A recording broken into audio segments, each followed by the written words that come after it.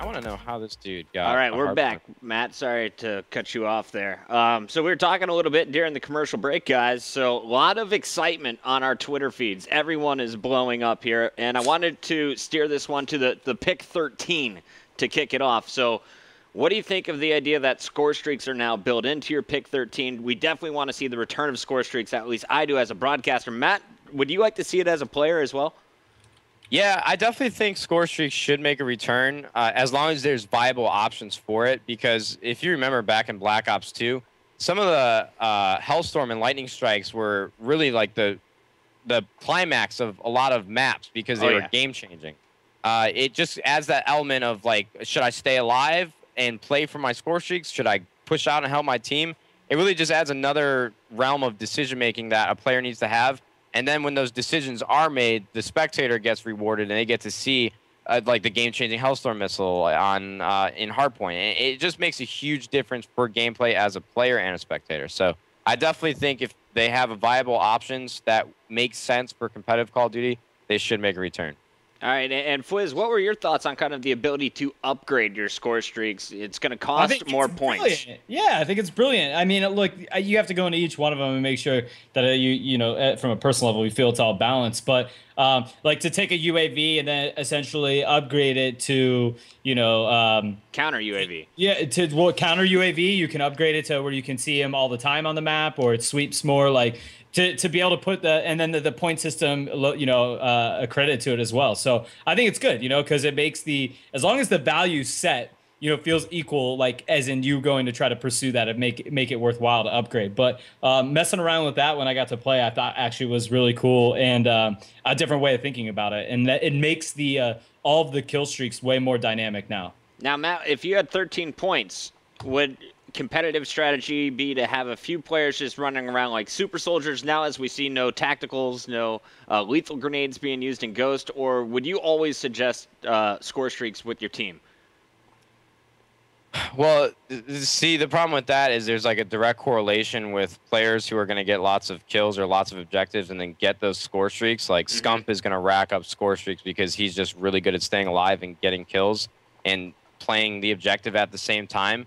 So if a player like him loads up and tanks himself so that he can have the best ability to get kills and he's not running score streaks and there's not really a payoff there, I definitely think it's going to take like a couple of weeks to really play around with the game and everything you're able to use to really get a good idea of what people should be running and what is like the standard for 4v4 teams.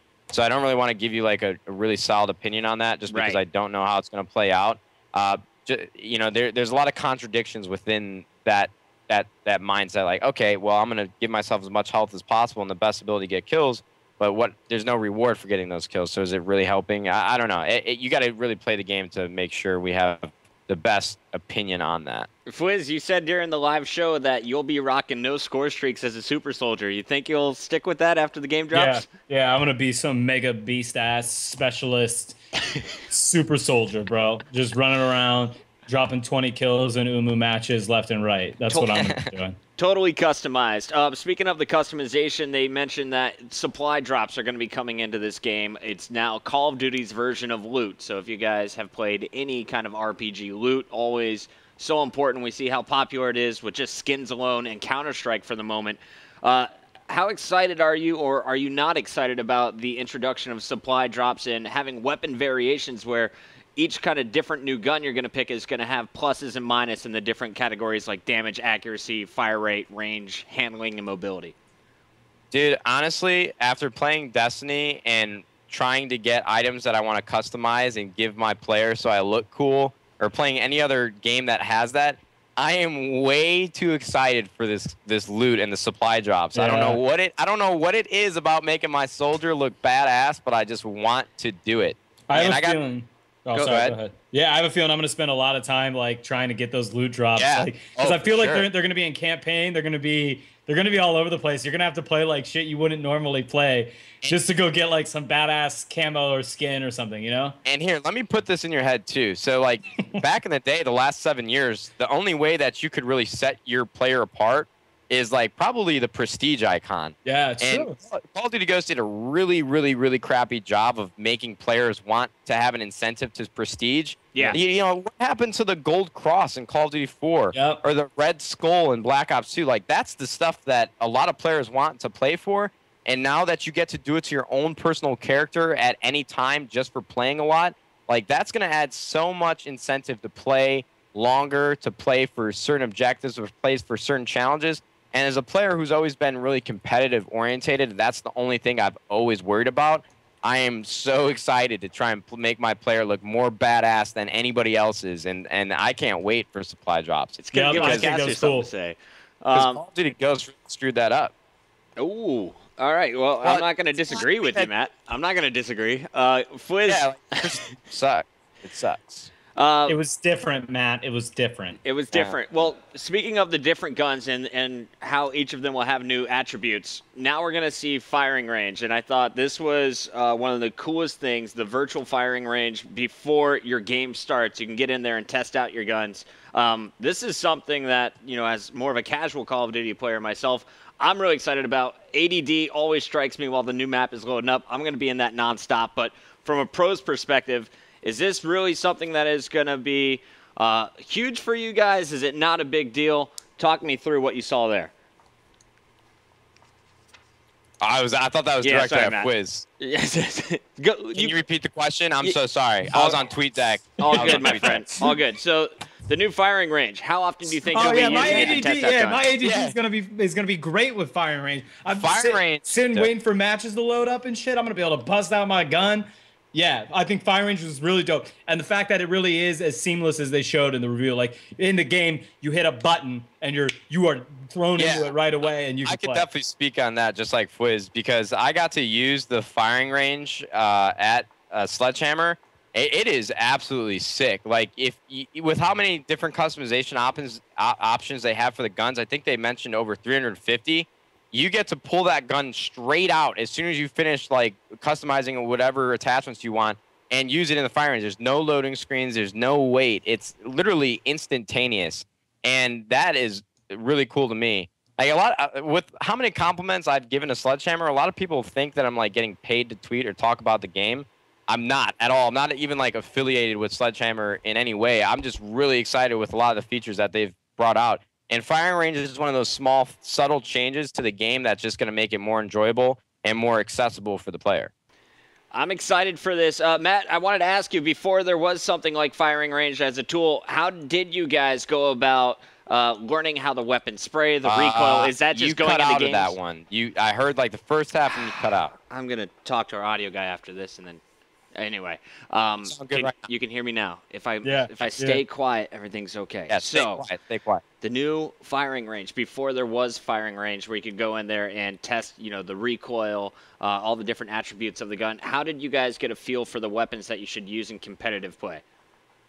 You just throw a gun on and hit some domination pubs or shoot some bots, play some free-for-alls, radar always on. There was really no option for it. And even with firing range, I still think that I want to use the gun against actual real players, but it's definitely just going to be something you sit in the lobby, screw around with while you're waiting for a match to start. You know, now players, like, maybe we won't have to load up free-for-all, radar always on to get warmed up. Maybe we could just sit in the pregame lobby and screw around with guns and have some fun. So that's just, like I said, just that subtle change is going to make your time on Call of Duty that much more enjoyable. I didn't even think about that. We're going to have to build some mini games into that firing. So let's go into the final discussion point. This is maps, guys. I wrote them down. We got Biolab, Ascend, Defender, Riot. Let's take a look at some of the new maps once again.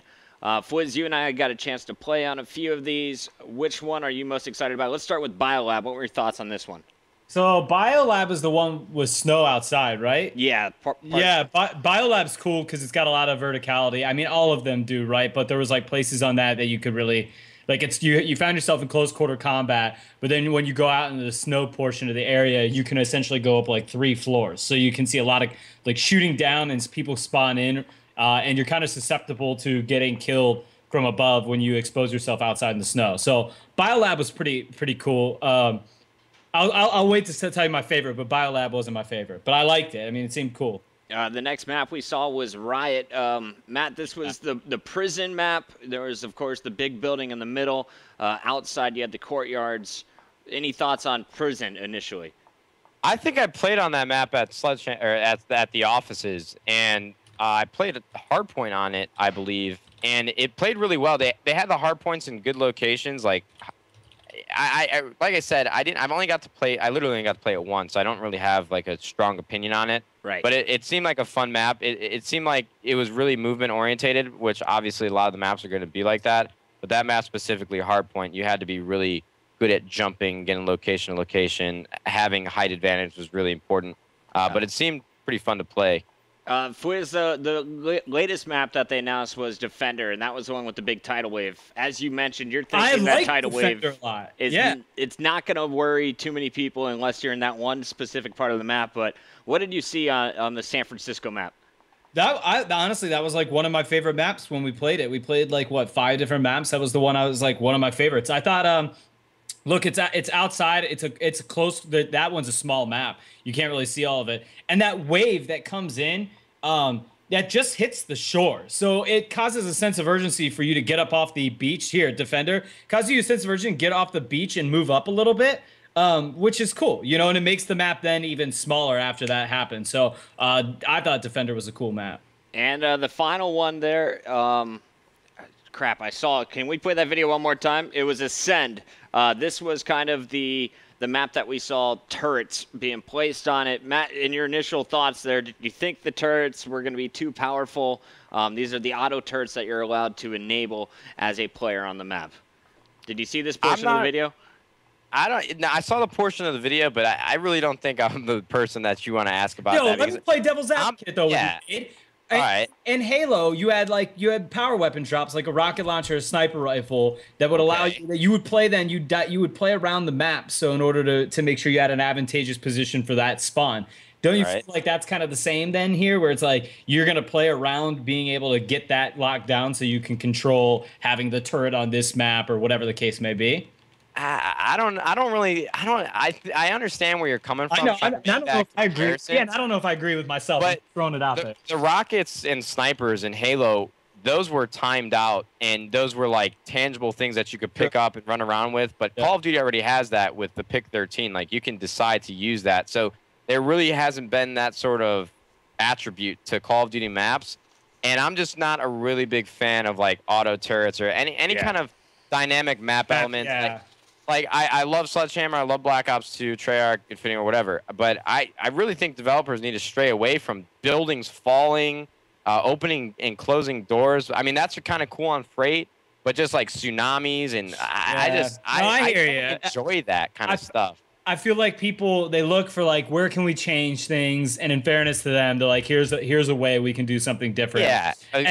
But I'm with you. I didn't even like when Black Ops 2, I remember even arguing with Vonderhaar on some of it, like, you know, the rocket taking off, or even on Express or whatever it was, the train. The trains coming through and stuff. Like, what's up, man? I'm trying to clutch this S&D round. I'm not trying to get out of my way. I'm trying to get to the bomb. Some random ass train coming by. Yeah, exactly. No, I think generally speaking, I'm with you on that. I have a feeling, though, it's going to be like Titanfall turrets, where you activate them, they have your color, you feel really proud, but they're really not going to do anything for you. If you do get killed by a turret, it will hopefully be embarrassing. So those are my thoughts. Ascend, though, seemed to be the biggest of the maps that we saw there. I'm really excited to see what game modes are going to work best. Is it going to be a map like Hardpoint, considering how fast we can move now, or a game mode like Hardpoint, or is it going to be something like CTF? Fwiz, I know we shouldn't talk too much about what we saw personally, but I can see CTF working on that map pretty well, at least with that center lane.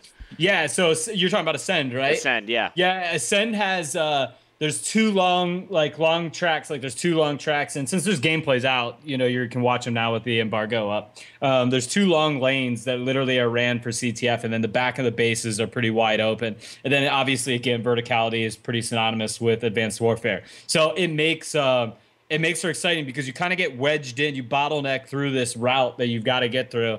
And I think Ascend, I feel like was probably created around CTF, to be honest with you. Is embargo gone? Are we allowed to say everything now?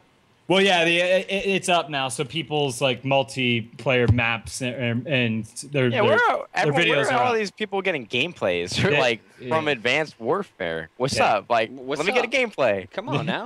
Yeah, let me get Let's let me make it get a that. gameplay. All right, guys, I think we've covered basically everything. You have any final thoughts before we shut this down? No, I mean, thanks obviously to everyone that watched and tuned in to our stream, and Oh, yeah. hopefully we didn't talk too much or didn't talk enough or whatever the case may be. Nate, thanks for coming by, brother. Really Yes, appreciate that. I really appreciate you guys having me on. So, Matt, Yeah. where can we watch you? I know you've been streaming quite a bit. Congrats on the 2K yesterday, by the way, my friend. 5K. 5K, It was a excuse me. 5K. Come on, I don't can't count discredit so those good. points. So one of the things that was really big about the 5K, I think we needed to place top 4 in it to get a top 4 seed at Dallas if all of our math is right.